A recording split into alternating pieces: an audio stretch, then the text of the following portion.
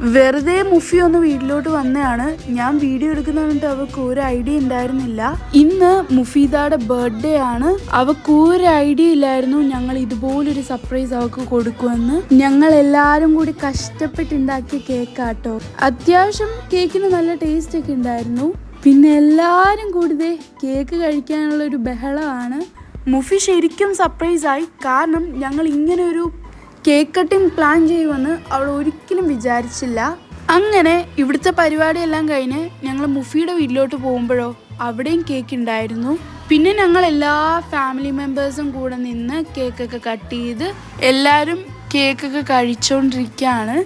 പക്ഷെ ഞങ്ങൾക്ക് ഏറ്റവും സങ്കടമായിട്ടുള്ളൊരു കാര്യം, ഇന്നിവരെല്ലാവരും പോവാണ്. ഇത് മുഫിയുടെയും അൽദിൻ്റെയൊക്കെ ഉമ്മയുടെ നാടാണ്. അങ്ങനെ അൽദിനൊക്കെ പോയി. പിന്നെ കുറേ സമയം ഞങ്ങൾ ഫോട്ടോ എടുപ്പും റീൽസ് എടുപ്പൊക്കെ ആയിരുന്നു. അങ്ങനെ മുഫി ഇവിടുന്ന് പോവാണ്.